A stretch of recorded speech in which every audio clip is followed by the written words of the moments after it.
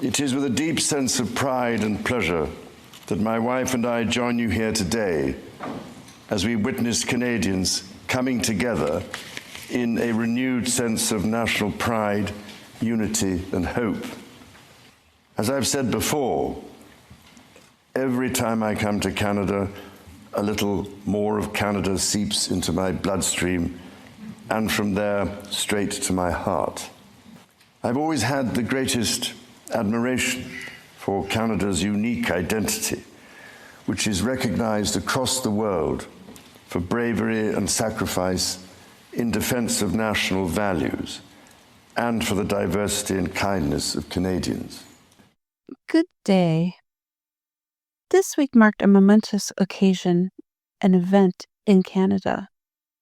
The Parliament opened in Canada at the end of May after our April election, and the throne speech was delivered by King Charles. This is monumental because it hasn't been since 1977 when Queen Elizabeth delivered speech that a monarch had delivered a speech from the throne in Canada.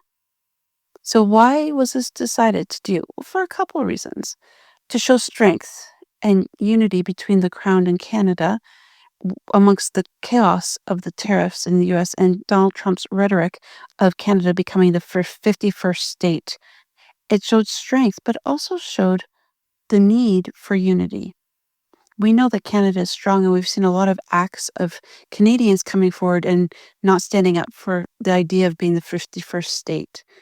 There's been a lot of born Canadian or Canada's own, and really that switch. But with this speech, it brought a lot. King Charles started off with the beginning sharing his reflections and thoughts and the impact that Canada has had on his life and his own experiences. The Prime Minister's office and Buckingham Palace partnered on the speech because it also highlighted the new Prime Minister's and Cabinet's intention for the year ahead and this session of Parliament. They highlighted a lot of things during these challenging times. For us Canadians, they showed confidence and security and what we can look forward to in the areas of growth and development, but also in everyday people being able to sustain and be feeling secure in their own lives.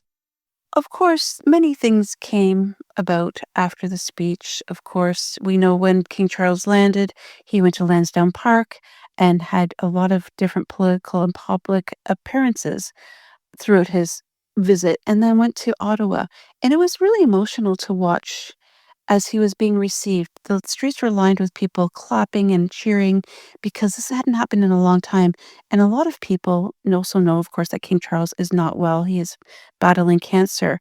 So this again could be his last visit. We don't know. We're hoping not. We hope he stays strong for a long time. But he is getting older. And it also showed that people are actually paying attention to what's happening in politics. Again, a new prime minister, people are looking for change. Mark Carney visited the crowd as he arrived and shook hands, visited with people, and there was a lot of positive vibes. And then as the king arrived with Queen Camilla, same thing, a lot of people wanting to shake his hand and say hello, and, flowers were given to Queen Camilla. It was quite touching. And it was nice to see a lot of people out on a sunny day in Ottawa to come and support that. After the speech from the throne, the king and queen visited the tomb of the unknown soldier, where the wreath was placed by King Charles.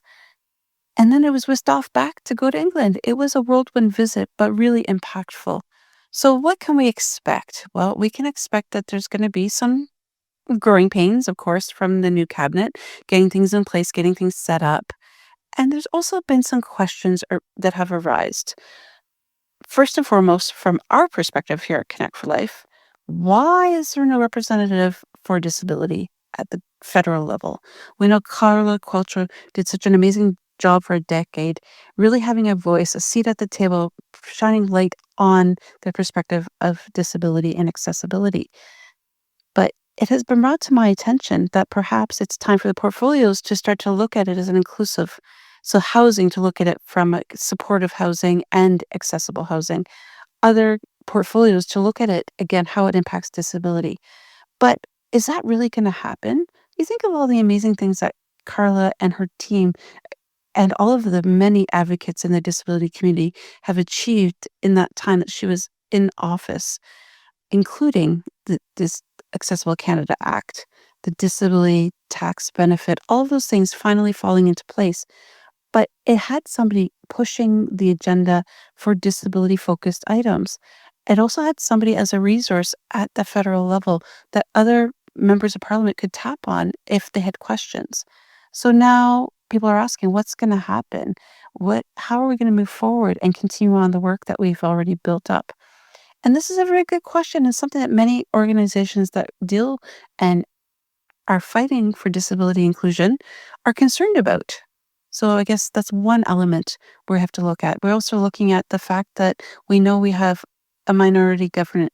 So there's lots of opportunities for a vote of confidence to come up.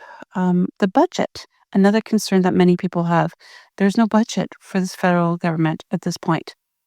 That is concerning for many, many people.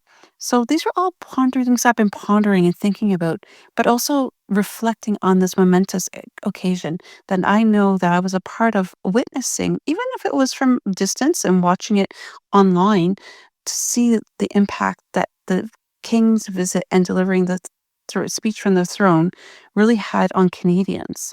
I'd love to hear your thoughts and ideas on this momentous experience and about the opening of the new parliament.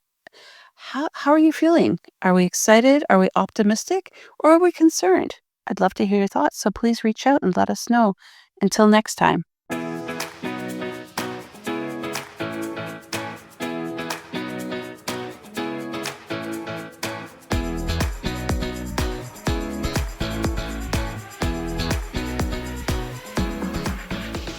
You have been listening to Connect for Life, the podcast.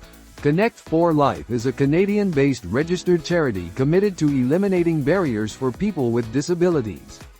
Visit connectforlife.ca and join us in helping people with disabilities become the champions of their growth stories.